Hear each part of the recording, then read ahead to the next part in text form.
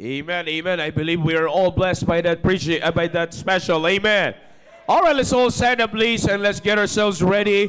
And let's continue to pray that God will bless us with His wisdom, knowledge, understanding as we receive His message to us. Sa pamamagitan po ng preacher natin ngayon, wala iba kundi Sir Conrad Ray Tungo.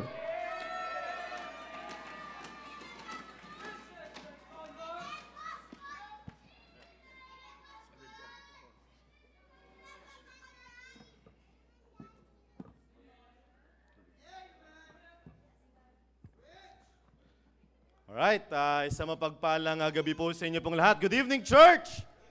Are you excited to hear the Word of God for this evening? Amen! Amen. Ako rin excited na eh. Tapusin na natin to para mabilis. Sing it. Upo muna tayo para sa kakantahan ko muna kayo. Alright, sige po. At ako po yung nagpapasalamat sa Panginoon at lubos na nagpapasalamat sa ating mahal na pastor at muli na pahintulutan na tayo po ay makapagsalita at mapagkatiwalaan ng salita po ng Diyos. And I do believe na meron pong mensahe ang Panginoon para po sa atin. Alright, so I hope na kayo po ay handa na sa pakikinig po ng salita po ng Diyos. And bagamat ang ating crowd ngayon, alam naman natin na pasukan na. But mapalad tayo. Isn't it amazing mga kapatid na nandito tayo despite of the schedules, despite of the my bad weather, but still, nandito po tayo sa loob ng bahay pananambahan. Di ba? Alam ko po, may iba dito ay merong mga karamdaman, may masakit sa tuhod, may masakit sa balakang, but still, nandito pa rin tayo para makakapakinig ng salita po ng Diyos. No? Alright, let's open our Bibles in the book of Revelation.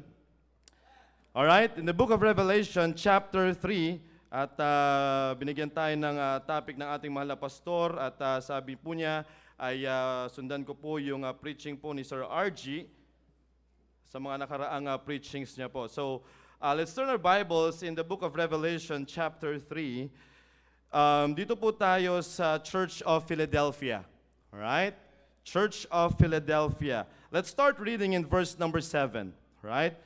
Sundan nyo na lamang po ko sa pagbabasa. Revelation chapter 3 and verse number 7, the Bible says here, "And to the angel of the church of Philadelphia write, These things saith he that is holy, he that is true, he that hath the key of David, he that openeth, and no man shutteth, and shutteth, and no man openeth." Verse number 8, "I know thy works. Behold, I have set before thee an open door, and no man can shut it, for thou hast little strength, and hast kept my word, and hast not denied my name." Verse number 9, "Behold, I will make them out of the synagogue of Satan, which say they are Jews, and are not, but do lie. Behold, I will make them to come and worship before thy feet, and to know that I have loved thee." Verse number 10, "Because thou hast kept the word of my patience, and I also will keep thee from the hour of temptation, which shall come upon all the world to try them and that dwell upon the earth." Verse number 11, "Behold, I come quickly. Hold that fast which thou hast, that no man take thy crown." Verse number 12, "Him that overcometh will I make pillar in the temple of my God, and he shall go no more out, and I will write upon him the name of my God, and the name of the city of my God, which is New Jerusalem, which cometh down out of heaven from my God, and I write upon him my new name." Verse number 13, "He that hath an ear, let him hear with what the Spirit saith unto the churches." Alright? So pagpalain po ng Diyos, tayo po muna ay saglit na manalangin. Let's all pray. Dakila namin Diyos Ama, maraming salamat po muli sa oras po na ito. Salamat Panginoon sa pagkakataon po na ito muli. Ako po ay inyong magagamit sa paghahayag ng inyong pong salita. O Diyos, tulungan niyo po ko Panginoon. I cannot do this without you, O God, but please use me. Give me the wisdom, the voice, the strength that I need, Panginoon, upang patuloy na maabot ang pangailangan espiritual ng bawat isa. At nawa, ma-accomplish po nila ang bawat purpose kung bakit po sila nandito, Panginoon, upang makapakinig at makakuha po ng encourage mula po sa inyo pong salita, O Diyos. Kaya, Panginoon, give us the right spirit, the right attitude, Panginoon, lalong-lalo na sa pakikinig po ng inyo pong salita. Maraming salamat. Lahat po ng papuri ay binabalik po namin sa inyo sa pangalan po ni Jesus. Amen. You may be seated, please. Alright, so again, good evening po sa inyo pong lahat at ang pag-uusapan po natin is all about the faithfulness of church at Philadelphia. Alright? So dito po sa Church of Philadelphia, makikita po natin, napansin po natin mga kapatid, no, way back then, mga tinatalakay po natin ng mga churches, I do believe na meron po tayong napulot patungkol po dyan sa mga churches po na yan. Tama po ba? Amen? Sa Church of Sardis, ano yung natutunan po natin doon? It's all about the what? Hala. It's all about the dead church. Tama po ba? Right. So may mga napulot po tayo doon patungkol po doon sa Church of Sardis. At doon naman sa Church of Laodicea. Wow, yes, amen. So at least you're learning sa ating Wednesday service. Ibig sabihin, the lukewarmness or yung sinasabi nga ni Sir RG last time is yung half-hearted Christian. Tama po ba? So I hope na maliwanag po yun, na-realize po natin kung gaano kahalaga, hindi man para po sa atin yung mensahe, but again, ay na meron po tayong napupulot patungkol po doon sa mensahe ng ating Panginoong Jesucristo to the 7 churches. Am I right? Amen. All right. Sige po. Now, let's go here dito po sa ating binabasa in the Church of Philadelphia. By the way, before I start, I just want to make this para at least meron tayong idea. Last time na nag-preach din ako patungkol po sa Church of Sardis, binanggit ko rin po ito. Kung ano po yung purpose po ng letter. Huwag natin aalisin po yun para at least magkaroon kayo ng idea anong meron. Bakit may mga letters? Para saan itong mga letters na ito? Anong purpose nitong mga letters po na ito? One of the purpose of these letters is to let the churches know about their true spiritual condition. All right? To know the true or yung katotohanan kung anong meron ang tunay na kondisyon nila bilang isang church. All right? And ano yung magiging solusyon para doon sa alin? Sa kanilang problema. Alam niyo po ba, wala nang ibang pwedeng makapagsabi ng tunay na kalagayan ng isang simbahan aside dun sa founder ng simbahan.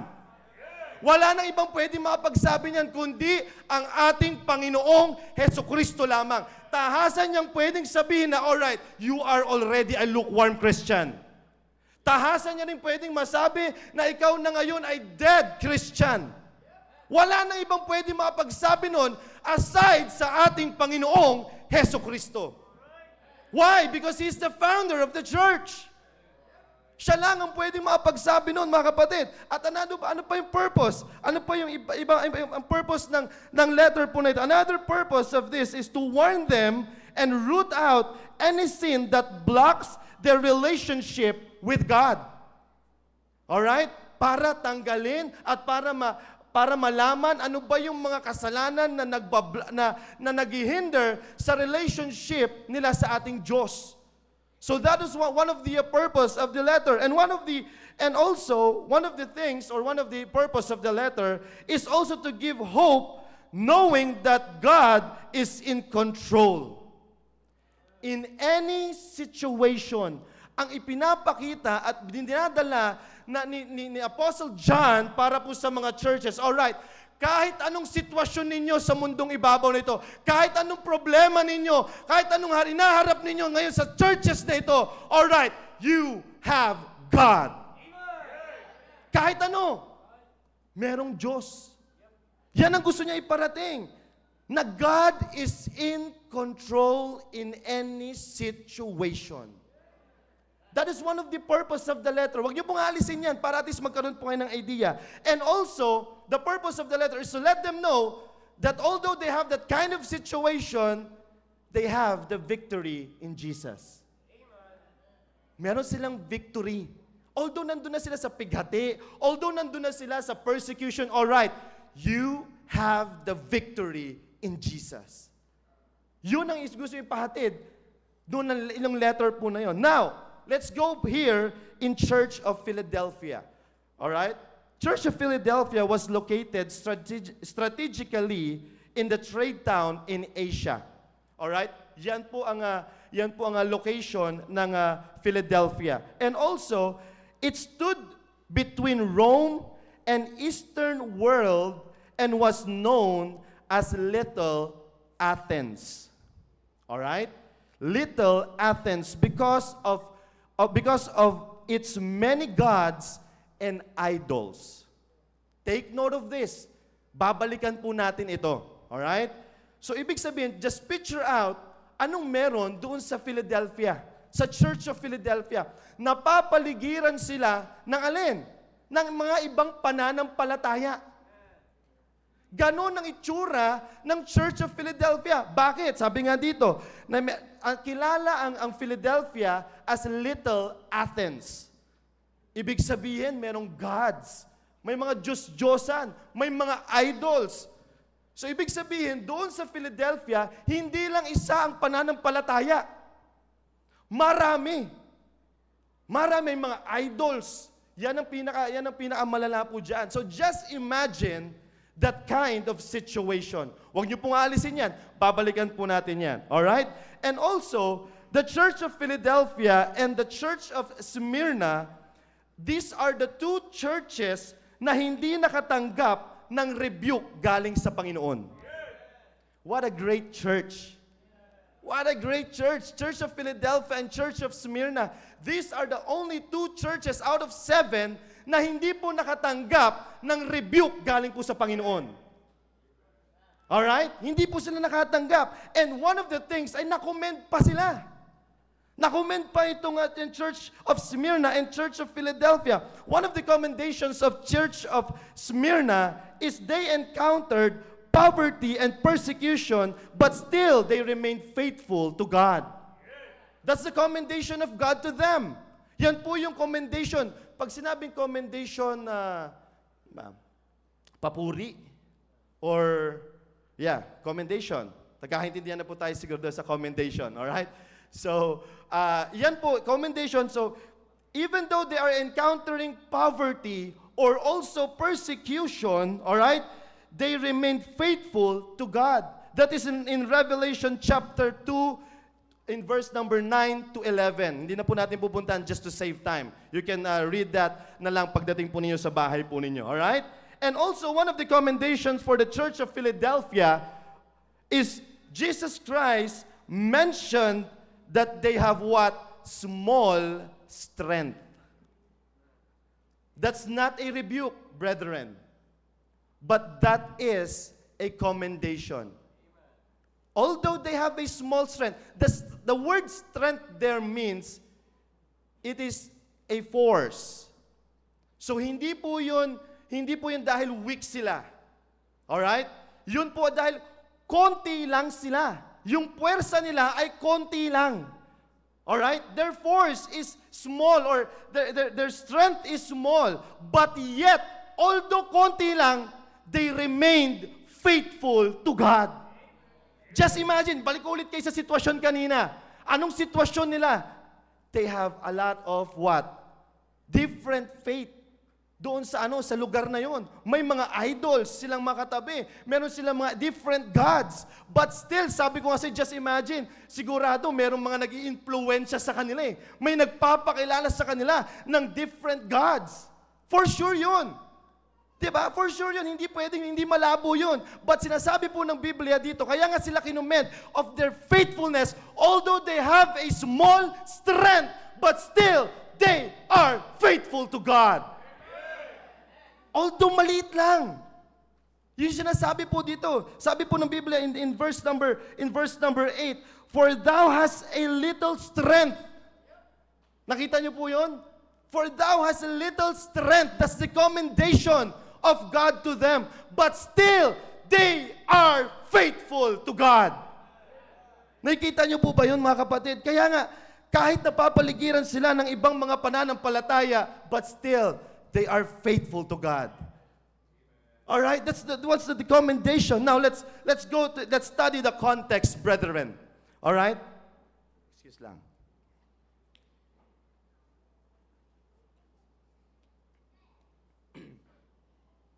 Let's study the context, brethren. Let's go to verse number 7. The Bible says here, and the angel of the Lord, and the angel of the church in Philadelphia, right? So the angel there, hindi yan yung angel, all right?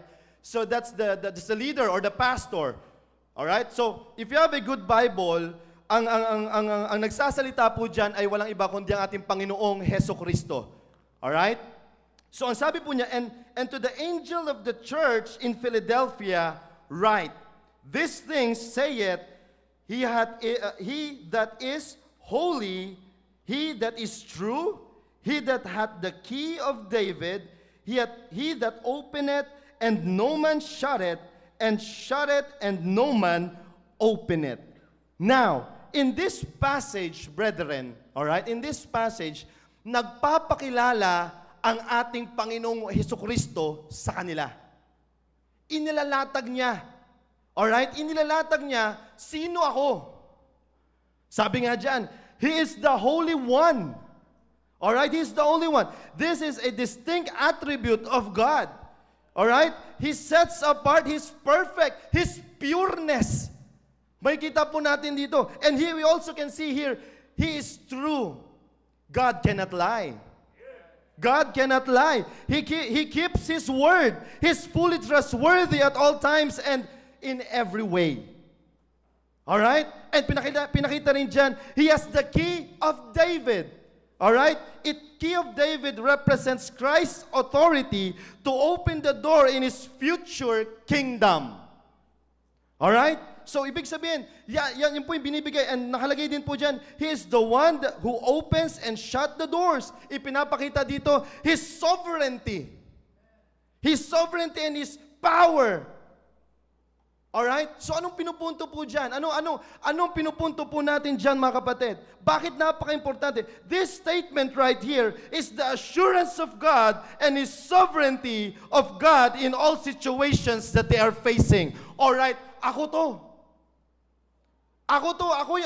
yung Diyos na pinaglilingkuran ninyo. Yan ang pinipresenta ng Diyos, mga kapatid. Why? Bakit sa tingin ninyo, pinipresenta niya itong magintong klaseng karakteristik niya? He is true, He is holy, He has the key of David, He is sovereign God. Bakit kaya sa tingin ninyo, inilalatag niya ito? Because they have small strength. Meron silang small strength eh. Nakikita niyo po ba yan? They have small, but they have a big God. They are small in force, but they have a big God. Yan ang ibinibigay po sa kanila. Binibigay po ng ating Panginoon para po sa kanila. Inilalatag po yan, mga kapatid. Ipinapakilala ng Diyos, sino ako? Sino ako sa panahon ninyo, ng sitwasyon ninyo na ganyan? Eto ako. Ako ang Diyos ninyo. I am the only all-powerful God. Yan ang ibinibigay po sa kanila. Kaya nga, that's why no wonder, mga kapatid.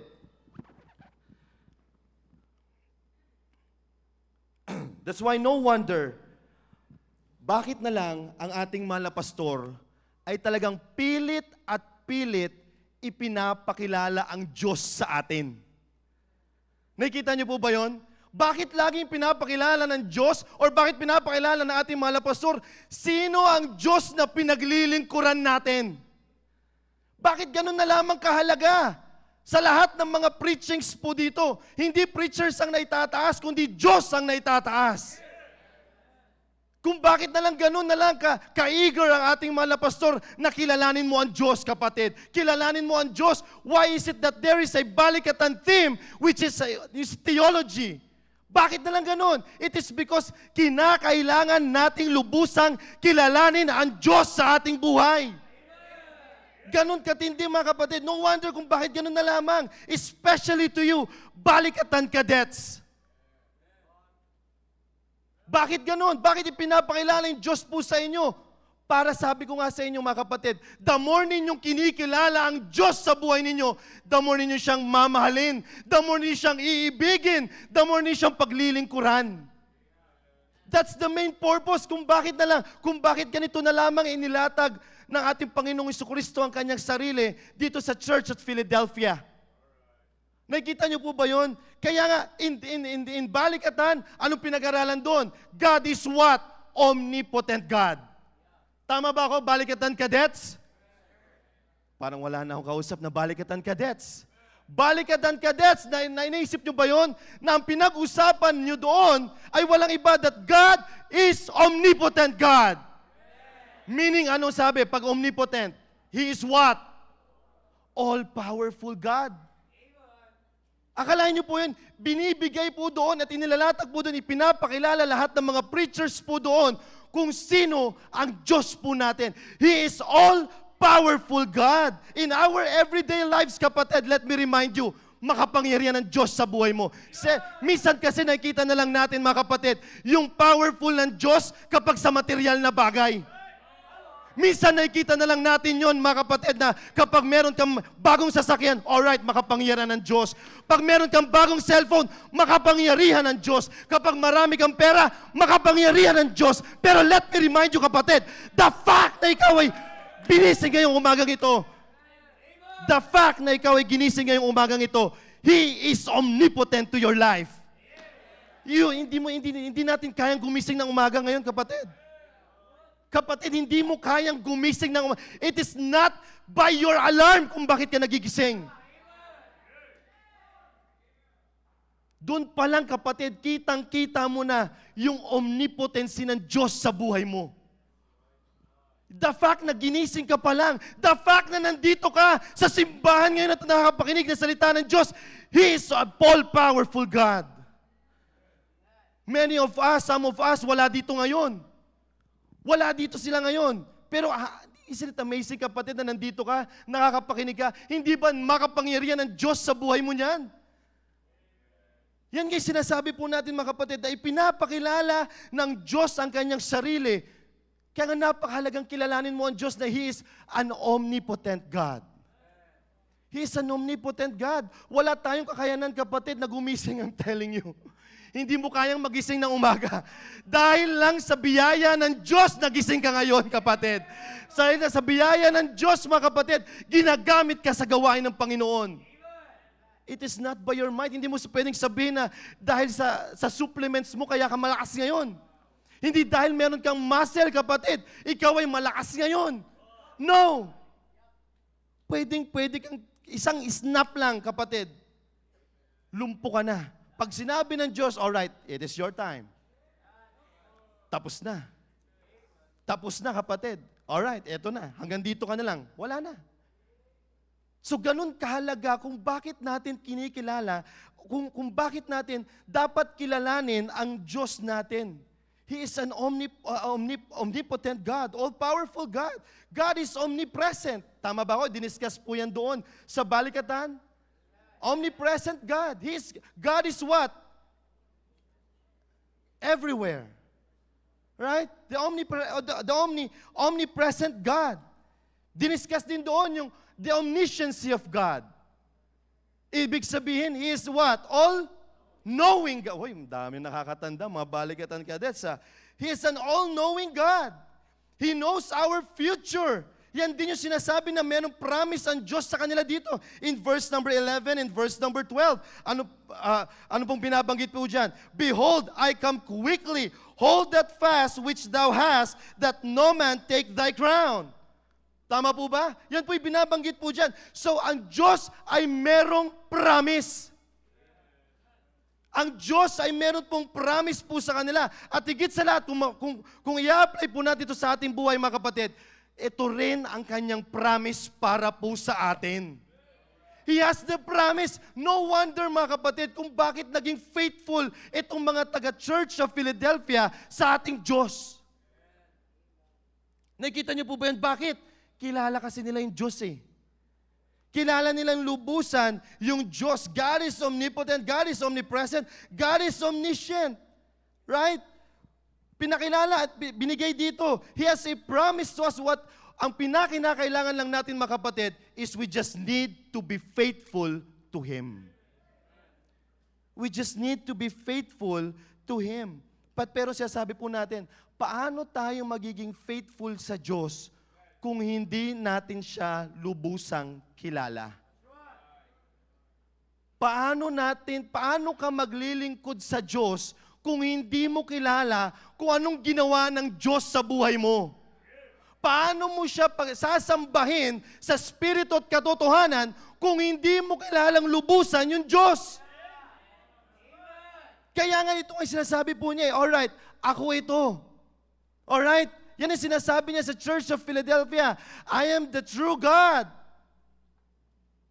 Nakikita niyo po ba? Yan ang sinasabi niya po dito. Kaya nga sabi ko po pag-igtingin natin yung pananampalataya po natin sa Kanya. Because if matindi yung ating pananampalataya sa Kanya, I'm telling you, paglilingkuran mo talaga siya ng lubusan, kapatid. No? Kaya nga sabi nga in Hebrews chapter 11 in verse number 6, but without what? Faith! It is impossible to please Him. It is impossible to please God. Kaya nga paano yun, kapatid? Paano mangyayari yung mga bagay-bagay na ito, mga kapatid, kung hindi natin lubusang kilala yung Diyos? Paano lalago yung pananampalataya natin? Nakikita niyo po ba yun?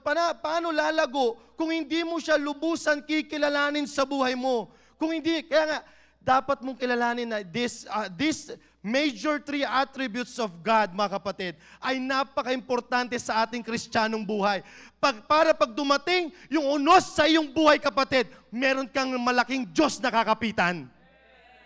Ay, hindi ko alam kung anong problema mo kayong kapatid, pero let me remind you that there is a big God. Merong malaking Diyos. Meron malaking Diyos, kapatid. Yan ang gusto kong iparating po sa inyo. Hindi ko alam kung anong sitwasyon mo ngayon, kapatid. But gusto ko pong iparating sa iyo na meron kang malaking Diyos. Pag dumating ang problema sa iyong buhay, kapatid, lagi mong isipin, meron akong malaking Diyos. Laging ganun dapat. Hindi mo sasabihin na meron kang malaking pera. Hindi mo pwedeng sasabihin na meron kang malaking bahay. No, walang gagawin yun, kapatid. Unat sa pool pa lang, ang sasabihin mo, kapatid, meron kang malaking Diyos. Sa lahat ng anggulo ng iyong buhay, kapatid, hindi pwedeng malaki lang ang Diyos sa ating buhay kapag tayo ay sagana. No, hindi pwedeng ganun. Dapat malaki ang Diyos sa lahat ng aspeto ng ating buhay. Nasa taas ka man, nasa baba ka man, malaki pa rin dapat ang Diyos sa iyong buhay. God is big all the time. Ganon po dapat. Kaya nga dito na lang, kung bakit na lang ganon katindi at ipinapakilala ng Diyos ang kanyang sarili. Alright, ito yung aking attributes. Ito yung kaya kong ibigay sa inyo. Although maliit kayo, although you have a small strength, but you have a big God. You have a big God. Yan po ang sinasabi po dito. Now, what are the things why the Church of Philadelphia remain faithful? 3 puntos lamang po ito and then we're done. Alright? Sabi ko nga, saglit lang po tayo eh. 3 puntos lamang po ito, mga kapatid.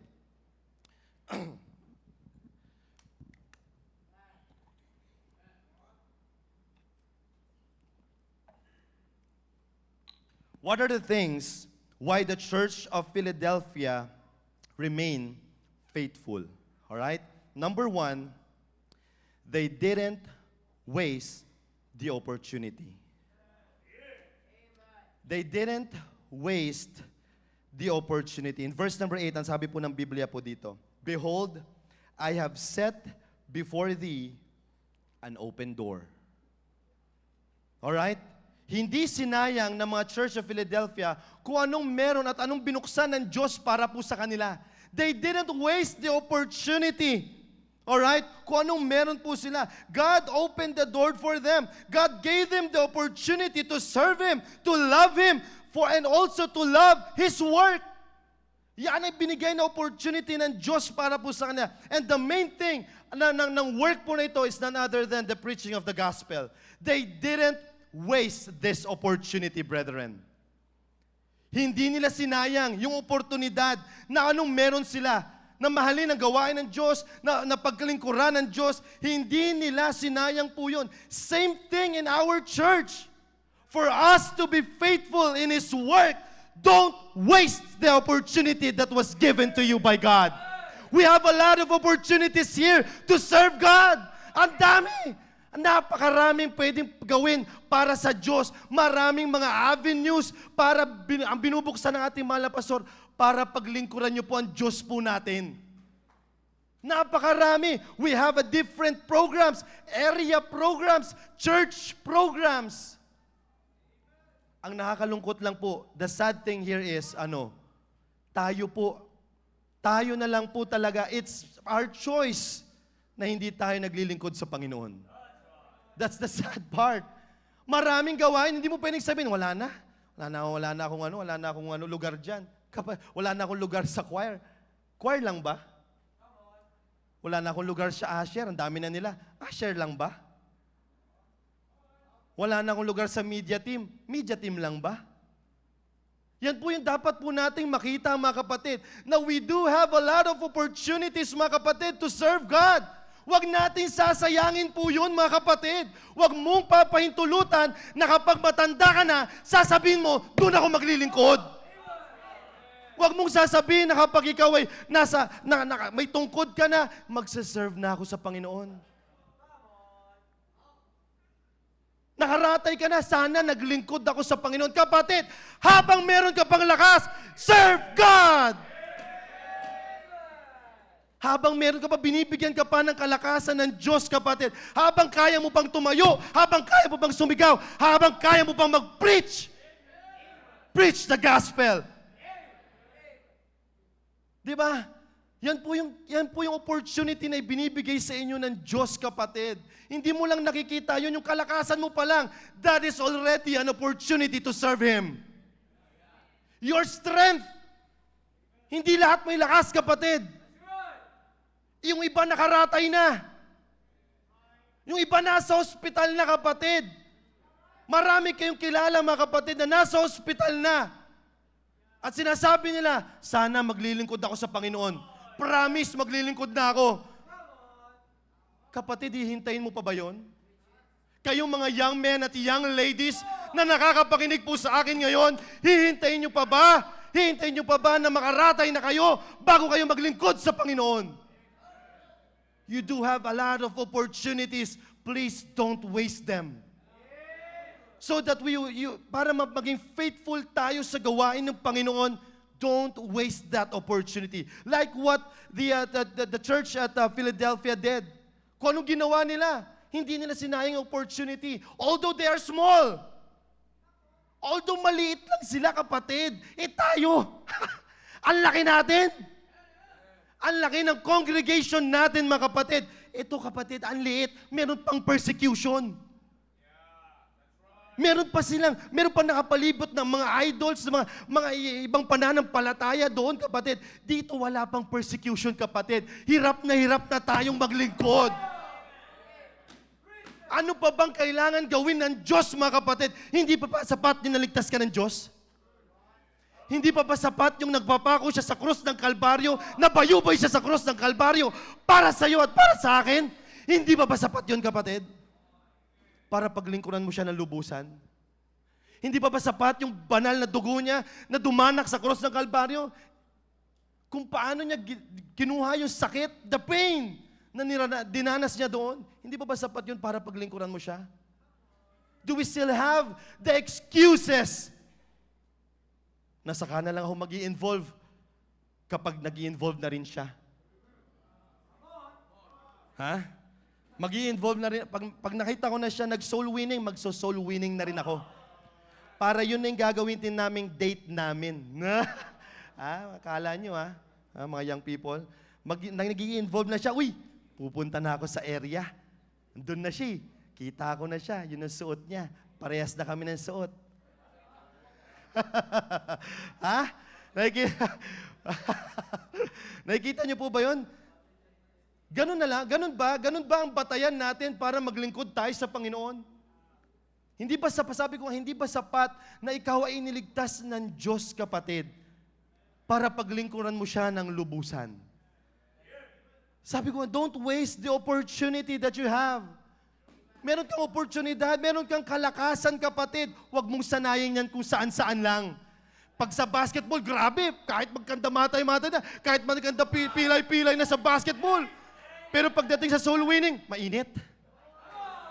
Init. Papayong pa yan. Ako, papayong pa. Ay, umuulan. Umuulan na naman. Mainit na, umuulan ulit. Pero pag sa basketball, kapatid, kahit umuulan, tirik ang araw, naglalaro ka pa rin. Bakit ganon? Bakit ganon, kapatid? Kaya sabi ko sa'yo, huwag mong sayangin yung kalakasan na ibinibigay sa'yo ng Diyos. Kayong mga young people, lalong-lalo na kayong mga nagbalikatan. Kayong mga nagbalikatan, marami kayong nakuha na idea at mga preaching doon, huwag mong sayangin yon, kapatid. Huwag mong sayangin yung ginawa ng mga preachers doon kung paano magasgas yung mga lalamunan nila. Huwag mong sayangin yung sacrifice mo. Huwag mong sayangin. Pag ganun ka pa sa obstacle course, pag bit mo pa yung malalaking bag na yon. Pero pagdating sa bahay, hindi ka man lang makabit-bit ang Biblia. Nabuhat mo nga yung malaking maleta, pero yung Biblia, hindi mo mabit-bit sa eskwelahan mo, kapatid. Yung maleta nga, dala-dala mo, ang bigat-bigat. Ito, hindi mo mabit-bit? Ang bigat ba nito? Anong meron dito? Bakit hindi mo mabit-bit sa eskwelahan mo?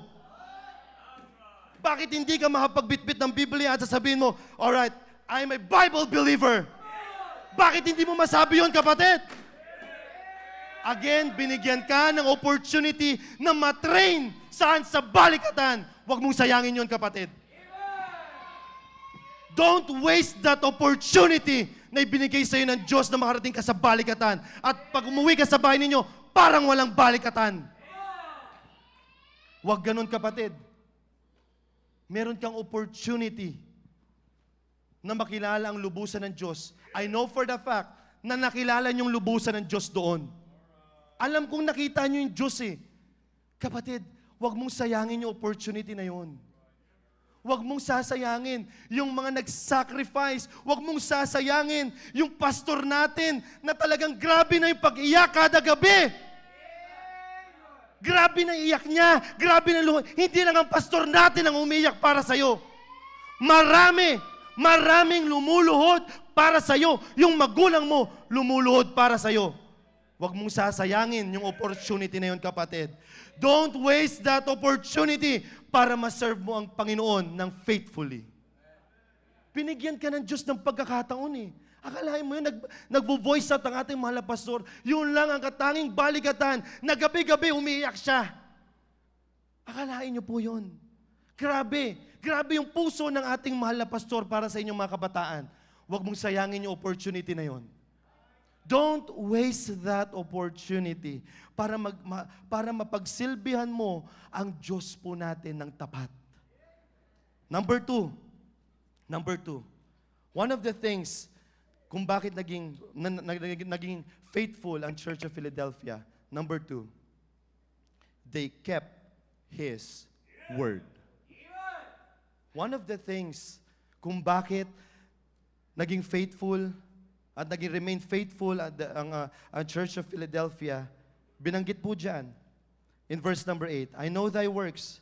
Behold, I have set before thee an open door, and no man can shut it.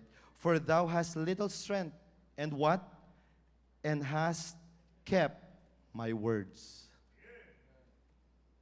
Itong bagay na ito, even though they have a small strength, mga kapatid, but still, naging faithful sila sa salita ng Diyos. Kahit maliit sila, kahit they have a small force, a little force, pero anong ginawa nila para maging faithful sila sa ating Panginoon? Pinanghawakan nila yung salita ng Diyos. They kept His word. No wonder why they got this kind of commendation. Na although kahit maliit kayo, but still naging faithful kayo sa akin. Why? Because they kept His word. They kept the word of God. Same thing here. Dito sa ating current situation, mga kapatid. We need to keep the word of God. So that para tayo po ay maging faithful sa kanyang gawain, mga kapatid, we need to be faithful or we need to keep His Word. We need to keep His Word, brethren. Kapatid, kinakailangan natin panghawakan yung kanyang salita. For us to be faithful to Him, we need to keep His Word. Because, ano sabi po dito? This Bible right here, this is the complete revelation of God to us. Ito po yun. Hawak-hawak po natin the complete revelation of God to us. Kaya nga ito yung kinakailangan natin panghawakan para lalong tumaas ang pananampalataya natin sa Kanya. Hindi pwedeng umasa tayo sa YouTube. Hindi ka pwedeng umasa sa YouTube at tataas yung pananampalataya mo. Kapatid, ito ang ibinigay ng Diyos para sa atin. Not the YouTube. Salita ng Diyos ang kinakailangan natin. We need to what? We need to keep His Word. Like what happened here in Church of Philadelphia. Hindi nila pinahintulutan yung pagiging small nila, yung having a small strength ay kayang-kaya na silang yanigin. Bakit? Meron silang pinanghahawakang salita ng Diyos. Ano pang sitwasyon mo sa buhay, kapatid? Ang salita ng Diyos ang siyang magiging comfort mo sa pang-araw-araw. No wonder kung bakit nakaisip ang ating mahal na pastor na bigyan tayo ng Our Family Time with God. Para sa unang oras mo pa lang ng umaga, salita na agad ng Diyos, kapatid. Salita na agad ng Diyos. Bakit? Kasi yun yung kinakailangan natin.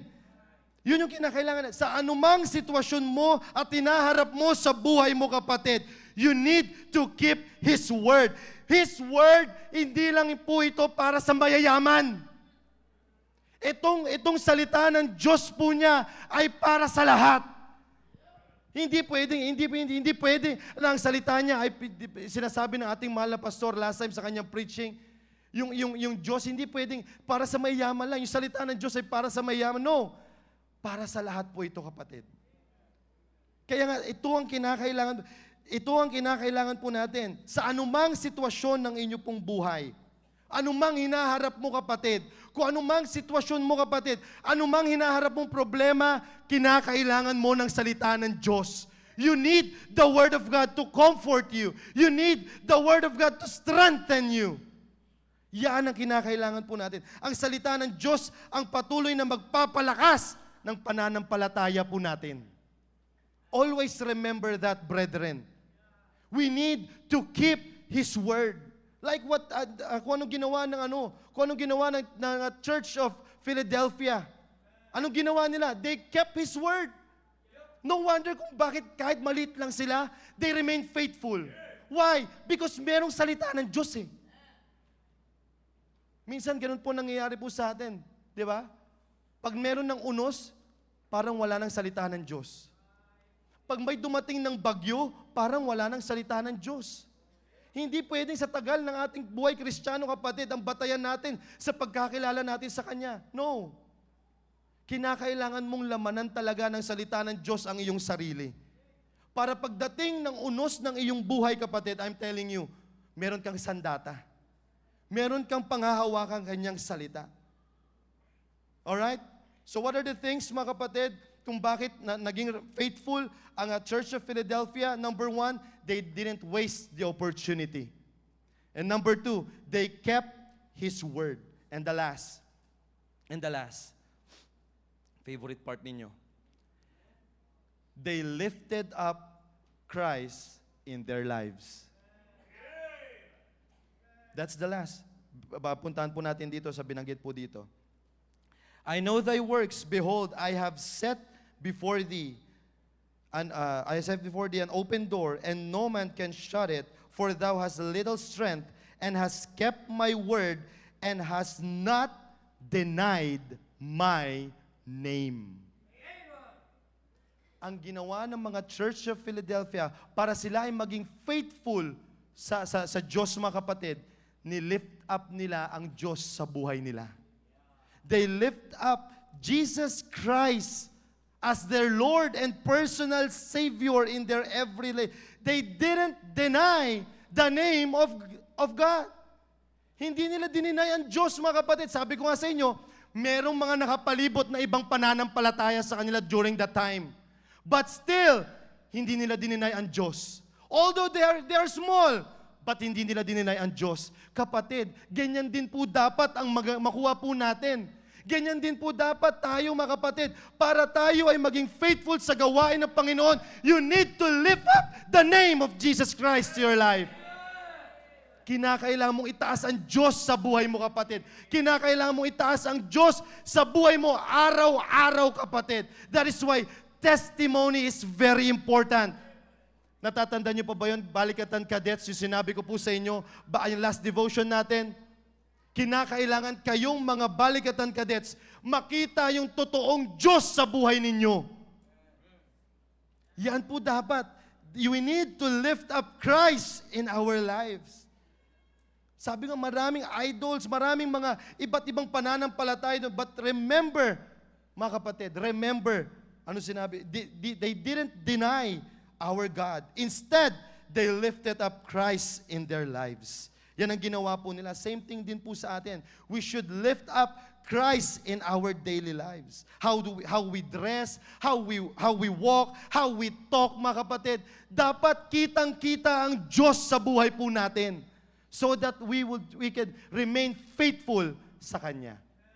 As I close this message, mga kapatid, will you also have the same spirit as the Church of Philadelphia has?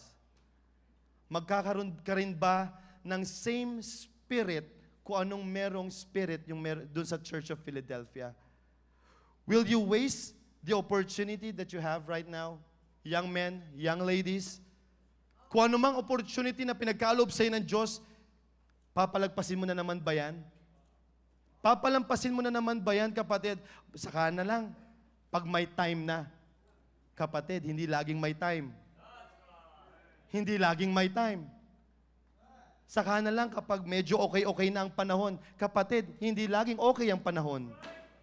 Saka na lang kapag medyo makulimlim na, doon ako magso-soul winning. Kapatid, hindi laging ganun. Kapatid, binigyan ka ng opportunity ng Diyos, don't waste it. Don't waste it. Will you also waste the opportunity that you have right now? Balikatan Cadets, sasayangin mo ulit yung training na yon? No, don't waste that. Don't waste that opportunity. Will you also keep His Word? Like kung paano nila kinip yung Word na ito, mga kapatid. Kung paano nila inalagaan, kung paano nila pinanindigan ang salita ng Diyos. Pangahawakan mo rin ba yung sinasabi sa Philippians chapter 4 in verse number 19, but by God shall supply all my needs. Pangahawakan mo rin ba yun, kapatid? Pangahawakan mo rin ba yung promise na yun, kapatid? Pangahawakan mo rin ba yun kapag wala ka na talaga? As in, walang-wala ka na. Panghahawakan mo rin pa rin ba yun, kapatid? Tulad ng nangyari dito. Kaya nga, kapatid, sana makuha natin yung same spirit para mapaglingkuran natin at maging faithful din tayo sa Diyos natin. Again, sabi ko, it is very important to know Him. It is very important, mga kapatid, na kilalanin mo ang Diyos na pinaglilingkuran mo. Mahirap mo siyang paglingkuran, kapatid, kapag hindi mo siya lubusang kilala. I'm telling you, ang hirap. Kaya marami kang excuses kasi hindi mo pa alam kung paano siya nag-sacrifice para sa'yo. Grabe yun. Kaya marami excuses pagdating sa soul winning. O bukas magso-soul winning. Bukas magso-soul winning tayo, mga kapatid. Ano kaya? Ano na naman? Bibigyan ka na naman ng opportunity. You and God only know kung anong meron ka talaga. Kaya nga sabi ko sa inyo, kapatid, if you have a chance, if you have a opportunity, huwag mong sasayangin po yun. We also keep His Word. We also lift up Jesus Christ in your daily lives. Para sabi ko nga, para maging faithful at tayo po ay maging faithful sa gawain po ng Diyos. Those three things, mga kapatid, tanungin ninyo ang inyong sarili. Sana makuha natin yung same spirit kung anong meron saan sa Church of Philadelphia. I hope maliwanag. Tayo po yung magsitayong lahat. Let us all pray. Dakila namin Diyos, Ama, maraming salamat po muli sa oras na ito. Salamat, Panginoon, sa paggamit niyo po sa akin. Salamat, O Diyos. I've done my part, O God. Please, kausapin niyo po ang bawat isa. Kausapin niyo po ang mga kalalakihan, mga nanay, mga tatay, mga kababaihan, Panginoon, na sana makuha po nila yung same spirit ko nung meron po doon sa Church of Philadelphia, O God. Please use this message to challenge each and every one, O God. Thank you. We praise you in Jesus' name. Amen.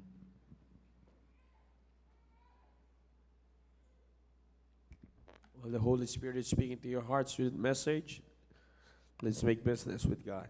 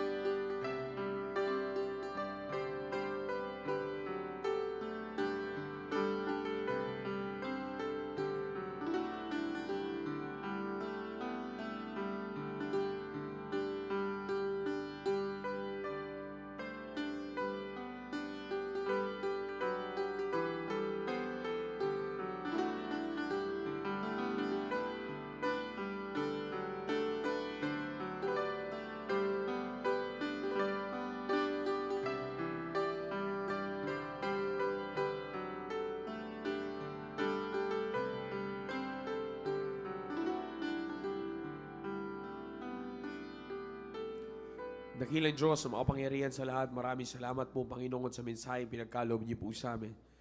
Thou knowest, O God, na kailangan po namin ang mensahe po na ito. Thou knowest, O God, na ang mensahe po na ito muli na pinagkaloob niyo sa amin sa gabing ito, Panginoon. And as you use Sir Conrad, ipinarating niyo po sa amin, Panginoon, na dapat na yung matutunan mula sa Church of Philadelphia. Nawa, Panginoon, ay patuloy niyo po itong maitanim sa aming puso't isipan. O Diyos, nawa, Panginoon, maaaring kayo po nakakaalam ng aming pong present condition, Panginoon, that we might thought or we might think, O God, we might think that we are in a good present condition. But Thou knowest the truth, O God, kung ano po talaga ang kondisyon namin, Panginoon. Baka, Panginoon, mas malakas pa sa amin ang Church of Philadelphia, that even though they're little, O God, but they have the strength, pero kami na nasa malaking simbahan, ay wala na ng lakas na meron sila. Kaya, Panginoon, maraming salamat sa mensahe na ipinagkaloob niyo po sa amin sa gabi po na ito. Thank you for using Sir Conrad, O God. Please, Holy Spirit, O God, patuloy po kayong manguna sa bawat isa po sa amin. Patuloy niyo po kayong puspusin para na sa ganun, Panginoon, tanggapin po namin at pagbulay-bulayan namin ang mensahe po na ito spiritually, O God, intellectually, and not carnally, O God. Once again, O God, all the glory belongs to you only. In Jesus' name we pray. Amen.